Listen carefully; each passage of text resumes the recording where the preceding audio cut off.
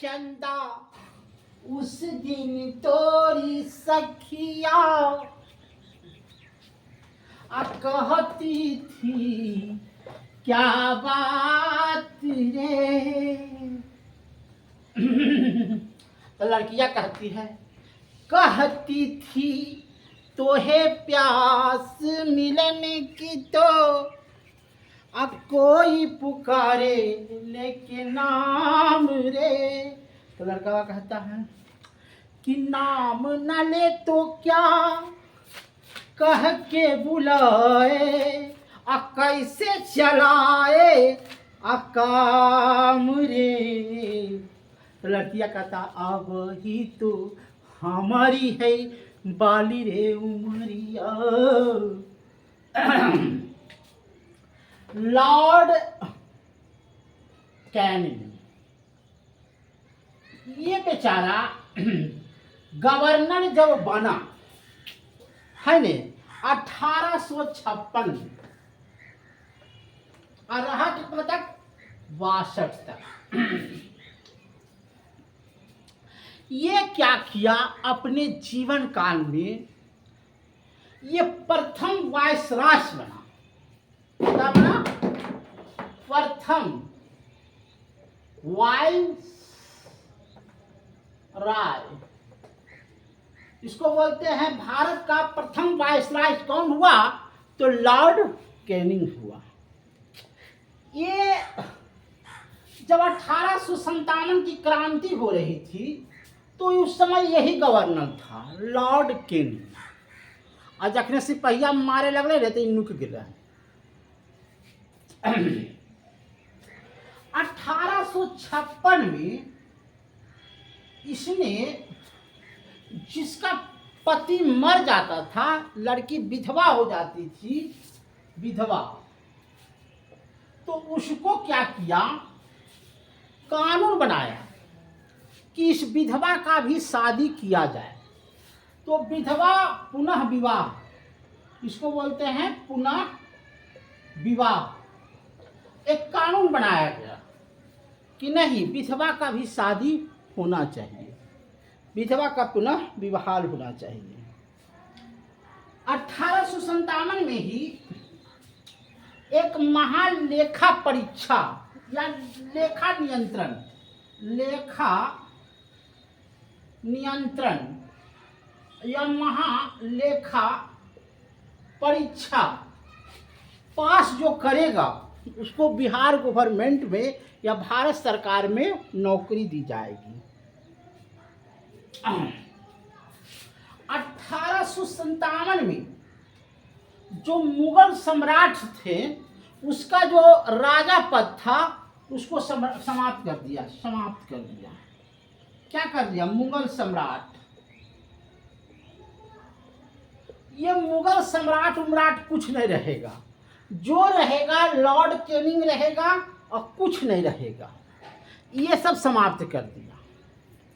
अब लाया Lord मियो। Lord ज्यादा नहीं है, लॉर्ड मियो।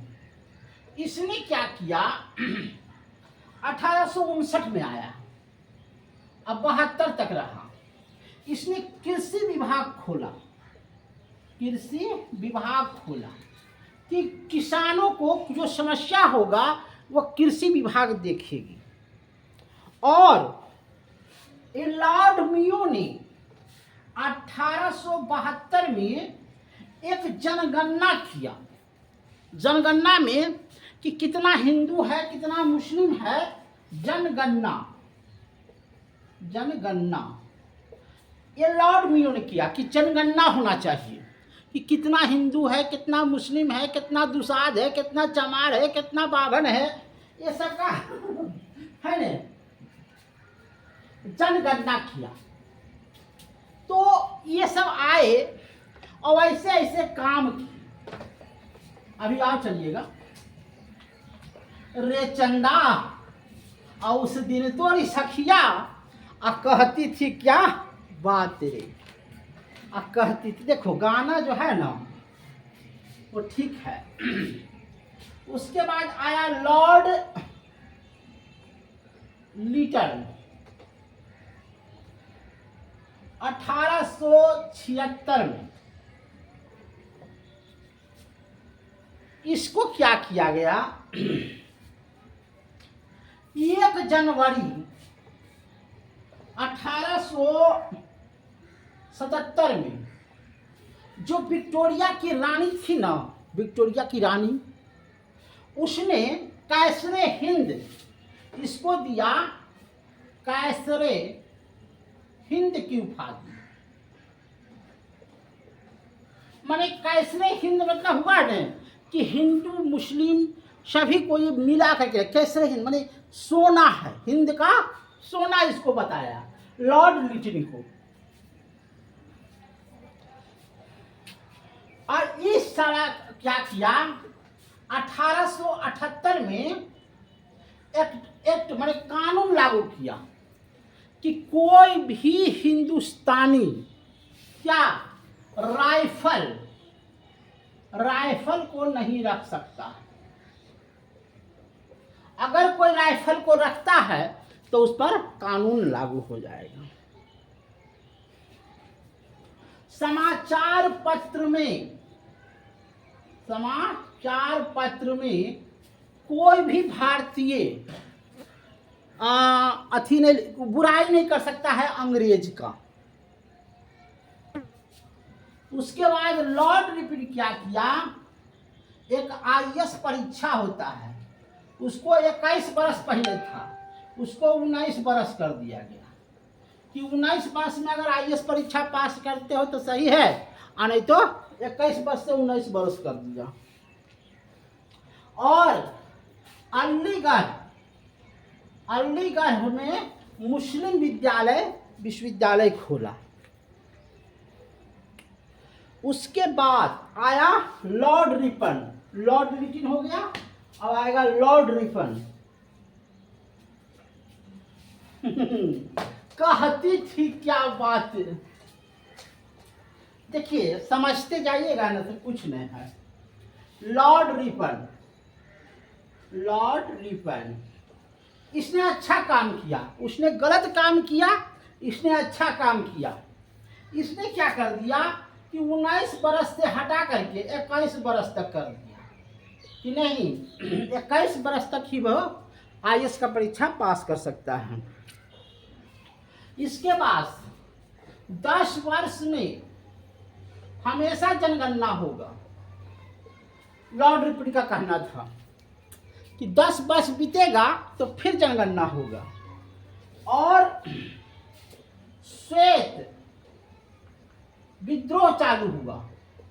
श्वेत विद्रोह मतलब होता है कि जैसे पहले जज बैठो हले ना तो खाली अंग्रेजे वकील रहे, तो अंग्रेज के खिलाफ हिंदुस्तानी वकील भी रहेगा। हर जगह अंग्रेज के खिलाफ हिंदुस्तानी वकील लड़ेगा। कोई भी मुकदमा हो तो थाना में भी हिंदुस्तानी रहेगा, DM भी हिंदुस्तानी रहेगा। माने इसको कहते हैं श्वेत विद्रोह, माने उजला का विद्रोह करना। उसके बाद आया लॉर्ड डफरिन, ये बेचारा अच्छा काम किया। ये आया 1884 में, 88 तक रहा। इसका देखिए क्या काम था, खाली सुन लीजिए। रे चंदा उस दिन तोरी सखिया आ कहती थी क्या बात रे, है ने आ कहती थी क्या। देखिए लॉर्ड डफरिन क्या किया, कुल हिंदुस्तानी को बुलाया। जैसे उस हिंदुस्तानी में कौन थे, महात्मा गांधी थे, जवाहरलाल नेहरू थे, सुभाष चंद्र बोस थे और पंडित जवाहरलाल नेहरू थे। कुल को बुलाया लॉर्ड डफरिन, इसमें गवर्नर था लॉर्ड डफरिन। कहा इधर आओ सब इधर आओ। जे तुम लोग के बातों को भी हम सुनेंगे। तो कैसे सुनेंगे, तो तुम लोग एक संगठन बनाओ और उसका संगठन का नाम रखो राष्ट्रीय कांग्रेस संगठन। देखो कहा हूँ कि राष्ट्रीय कांग्रेस संगठन और उसका एक अध्यक्ष बनो, है न। और जो तुम पर अत्याचार होता है, तुम पर जो किसी भी प्रकार का जोर जुलूम होता है, उसकी बातों को तुम लोग वहाँ रखो, हम डफरिन सुनेगा और उसका निदान करेगा। तो क्या हुआ, 1885 में राष्ट्रीय कांग्रेस पार्टी का गठन हुआ। याद रखिएगा किसके रूप, ए ओम्स हुम्स के रूल में, ए ओम्स हुम्स के रूल में। कहाँ हुआ, तब बम्बई में हुआ। बम्बई के एक विद्यालय में राष्ट्रीय कांग्रेस पार्टी का गठन किया गया, जिसका ए एम्स हुरूल जो हुए वह अध्यक्ष हुए। और उसके बाद महात्मा गांधी जी आए और सब जो है नेता सब आया, कहा नहीं तो अच्छी बात है, हम लोग भी अपना मत रखना चाहिए।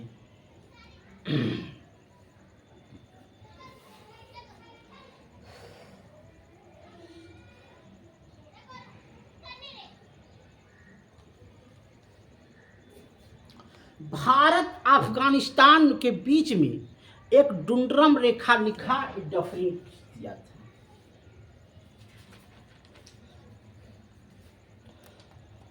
और इस तरह से 1819 में राष्ट्रीय कांग्रेस की 1885 में राष्ट्रीय कांग्रेस।